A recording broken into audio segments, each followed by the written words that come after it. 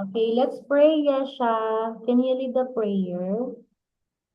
Yesha, can you lead the prayer? Oh, how about Enzo? Enzo.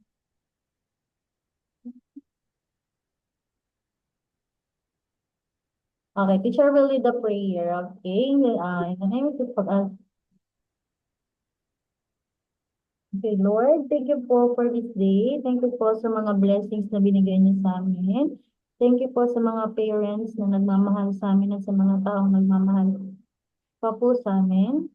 Please help and guide us po to remember the topic that we discussed last week po para masagutan namin ang exam tomorrow.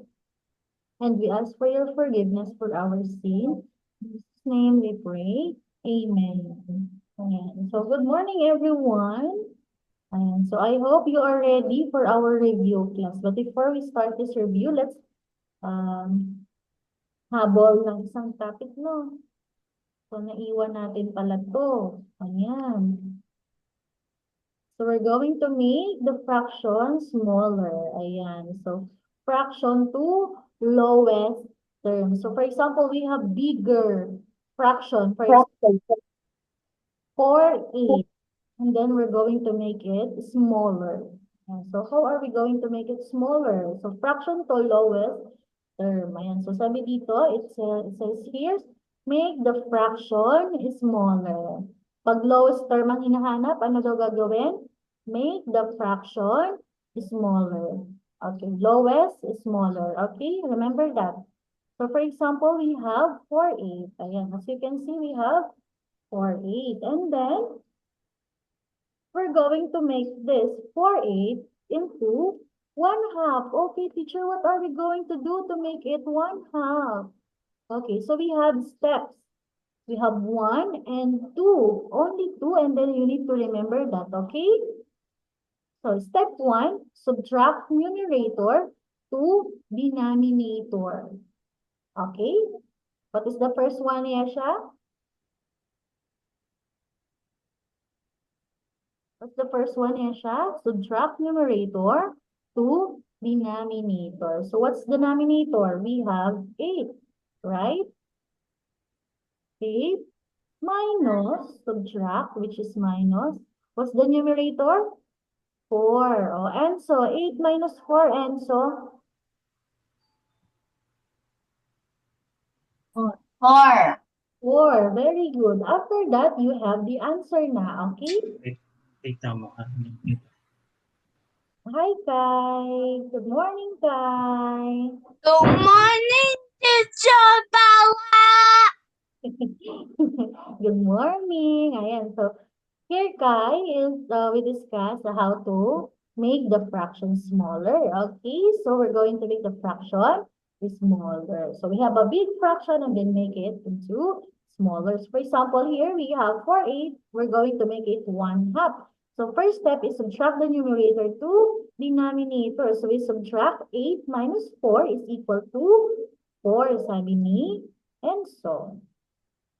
Okay, so this is another way to to make the fraction in a lowest term. So meron tayong isa pang method yung finding the LCM, pero this one is the easiest one. Okay, teacher?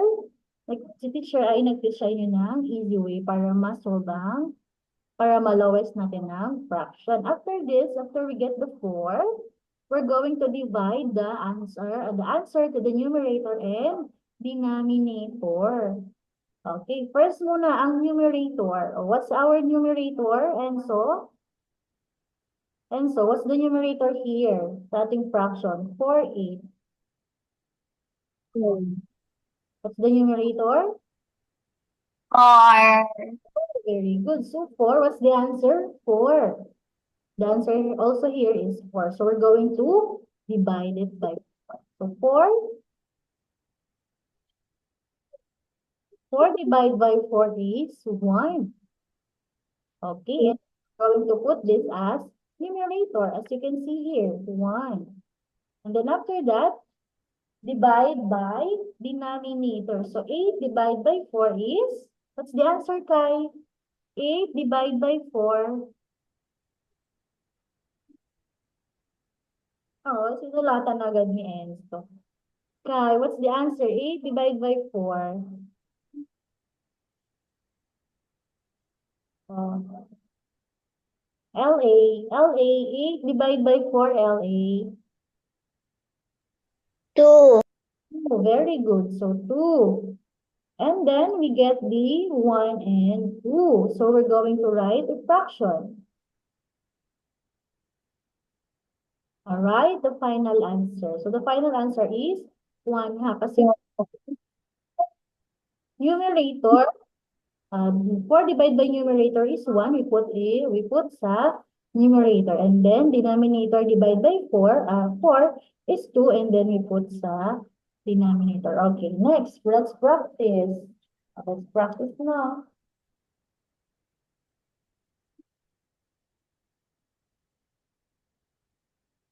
8, 12. 8, 12. Ayan. So, we're going to simplify or make it smaller. So, first step natin ay subtract numerator to denominator. So, what's the denominator natin again? What's the bigger one here? Yes, siya. Anong bigger? 8 or 12? 8. Which is bigger? 8 or 12? 12. So, 12 minus 8. 12 minus 8.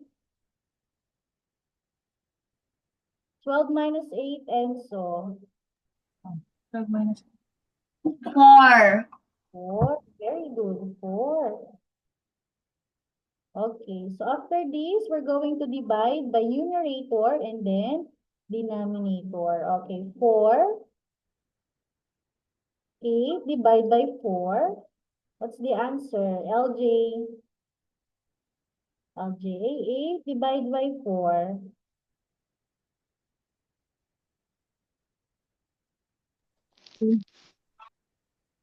What? 2. 2. Next. Oh, yes, siya.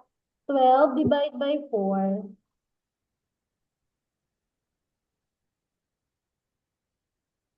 Natin isasama yung pinakaunang 3. Kaya Okay, so we get the answer na no. So first thing is we need to write, last thing is we need to write the final answer. So let's write the final answer. What's the numerator? We have 2. And then denominator is 3. Ayan, so 2. So what's the answer? 2. Third. Okay, so let's try. O, try sa notebook. Merong notebook sa ano? Notebook. O, get your notebook. In our math notebook, Opo, math notebook po. Okay, answer this one. 22, 24. 22, 24.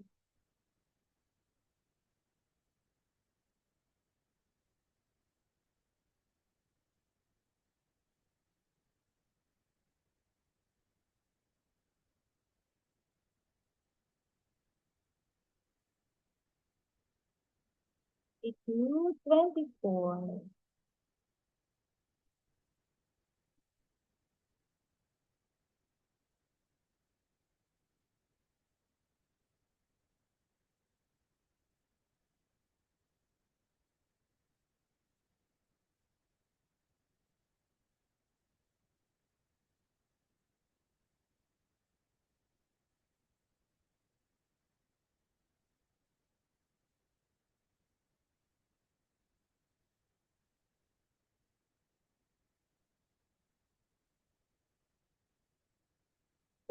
Step, subtract, numerator to denominator.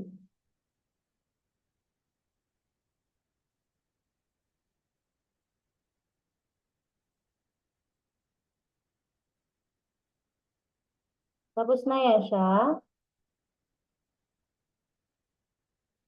Do you have question? May question? No.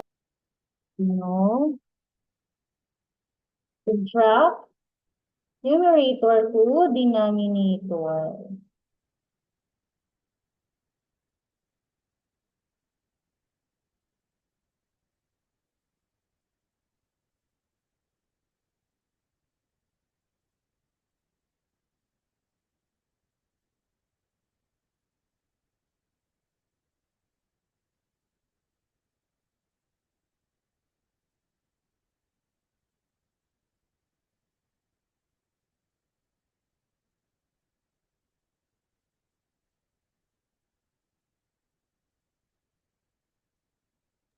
None.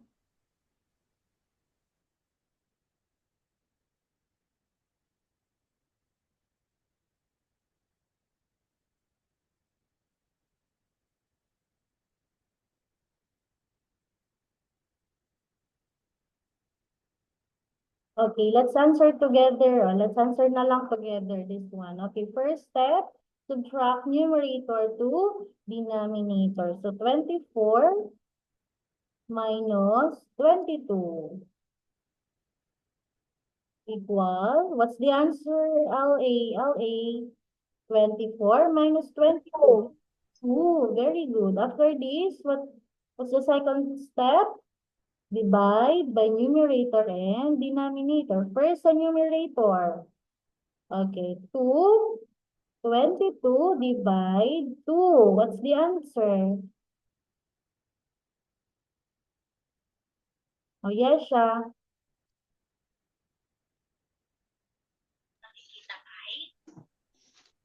Wala na po. 20. 20. Sige na, skip counting ng 2 until you reach 22. I thought minus. No, it's division. 22. Skip counting ng 2 until you reach 22. 11. 11. 11. Very good. 11. So let's keep counting. 4, 6, 11. 12, 14, 16, 18, 20, 22. So 11. Next. 11, 12. 24 divide 2. What's the answer? 12. 12. Very good. Very good naman si Enzo. Ayan. So, what's the answer? What's the final answer? 11, 12. 11, 12. Ayan, no? So, one shortcut na lang. Lagyan na lang natin ng fraction board. Gets po, nagigets. Gets LA, gets. Subtract first, then divide. Okay? Ang other way naman ay find the LCM and then divide. Then, so this one is easy. Kasi, subtract lang natin, no? Ayan. So, question. May question ba? Wala na. Okay, copy. This one. This two. Ayan. Itong 15, 20th. 15, 20th. This is your assignment. 15, 20th. Ayan.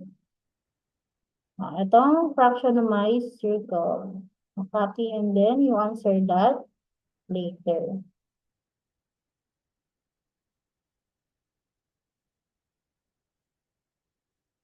Done na mag-copy. Done na. Done. Yes. So, later na sagutan, mag-review tayo ng iba. Done na mag-copy. Done na. Done na Yesha.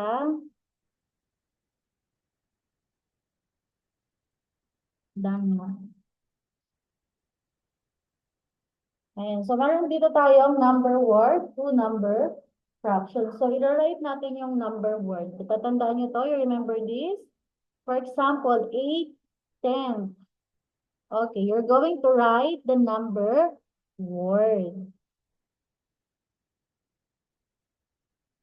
8, 10. So, how do we write this? 8, the number 8, and then 10. Ayan, so you read and then write. Remember, read and write. Next, we have 12, 20. 12, 20. So how do we write this? Sige nga, write. 12.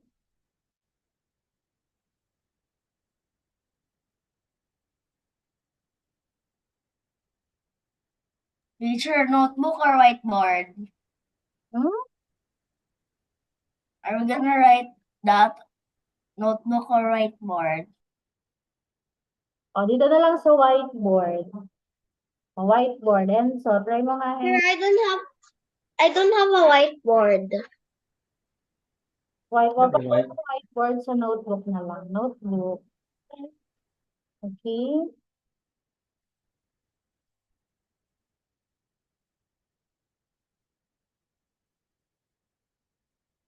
A notebook. Notebook. 12, 20th. And then you will check if that is correct. Teacher will write the correct answer here. Done na.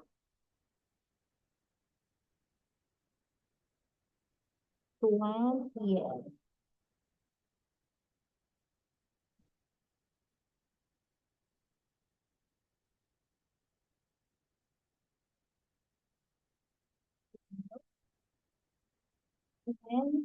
Yes.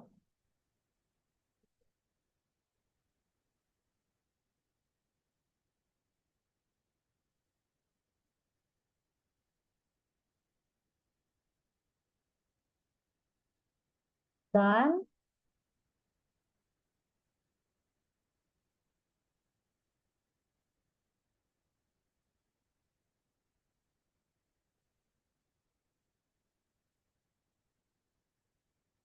Done. Done. Okay, let's check your own answer, ha? Okay, teacher will write the correct answer. 12, 12, 20,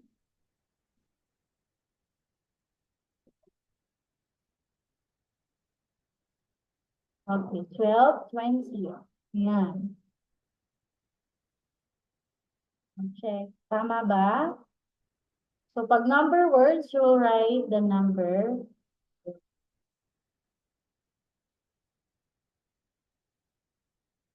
Next, we're going to write the number fraction. 9, 11. 9, 11. Oh, how do you write that? 9, 11. 9, 11.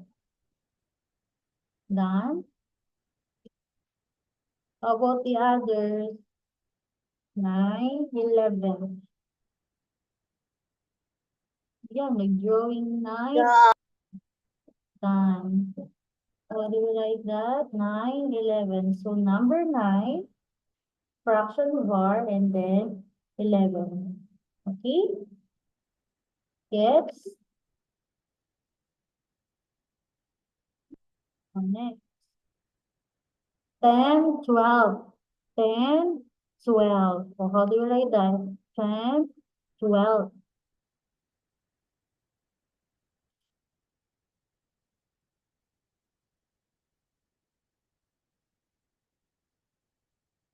10, 12. Done. Done. 10, 12. Right, 10. Done. How about you, Enzo? Done, Enzo? James, how about James? Kai, 10, 12. LJ, 10, 12. Okay, so how do you write that? The number 10, and then what number? 10 and fraction bar, 12.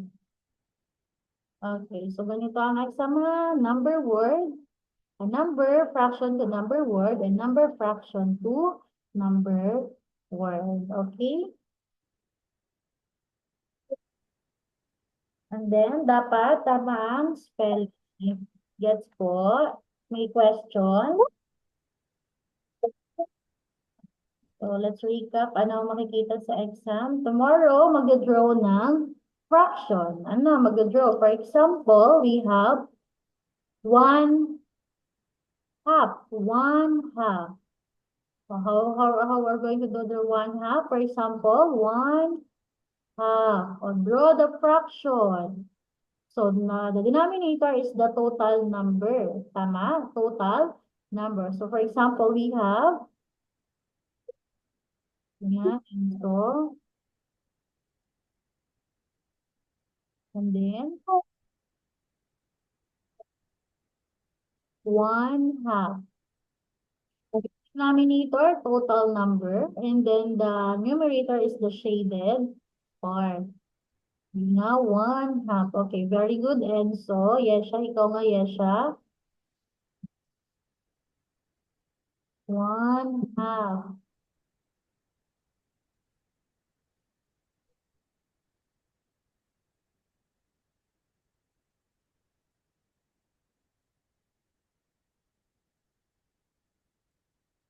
Okay, ang lagi lang i-remember, ang shaded part ay numerator. Okay, very good, LA. Ang shaded part ay numerator. Okay? Very good, Yesha. Ayan, so ganito lang ang ano. For example, 3, 6. 3, 6. So how do we draw that? 3, 6. You can use any shape, not other, any shape ha, kahit sword, circle, rectangle, triangle. Ayan, so para lang makita natin yung 3, 6, yung fraction. Any shape pa, hindi lang siya circle. 3, 6. Laki niyan, LA. 3, 6. Last na to, last na.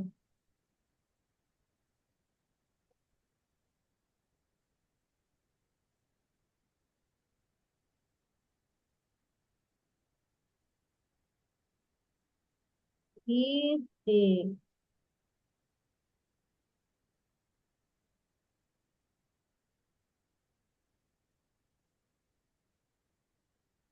Seven na yan, LA. 7. 1, 2, 3, 4, 5, 6, 7. Bawasan mo ng isa. Yan.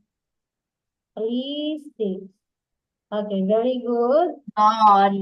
Very good. Ayan. So, ganyan lang mag-draw ng fraction. Okay po? And then, after the drawing,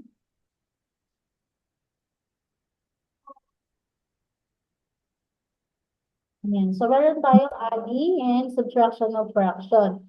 Pag same denominator, copy ang denominator and then add or subtract the numerator. Okay, so let's have this. Ayan, so we have 5, 6 plus 3, 6 is equal to, copy the denominator. What's denominator? 6, right? And then add the numerator. 5 plus 3, 8. 8, 8. So the answer is 8, 6. Okay? Okay. Okay, this one, 9, 10 plus 5, 10. What's the answer?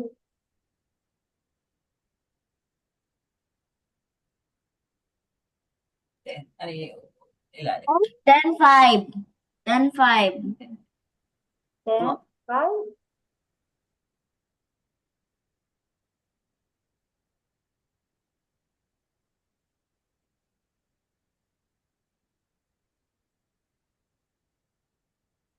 14, 10. Okay, very good. 14, 10. Okay, pag different denominator, use butterfly method. Okay? So, ayan. So, 8 na, no? 8 na. Butterfly method. Pag different sign, different denominator, butterfly method. Ayan. So, tapusin lang natin na itong isang. Tama ba na nasa denominator ang 8? Tama ba? Hindi ba siya beside 9?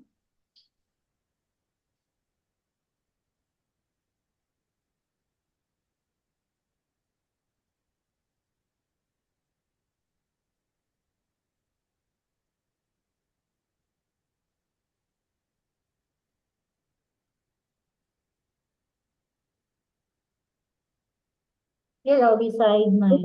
Side 9 plus.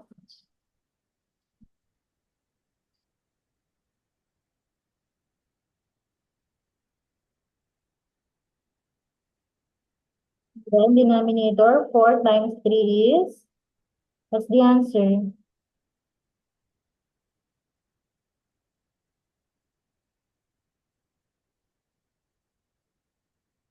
Oh, yes siya, 4 times 3, yes siya.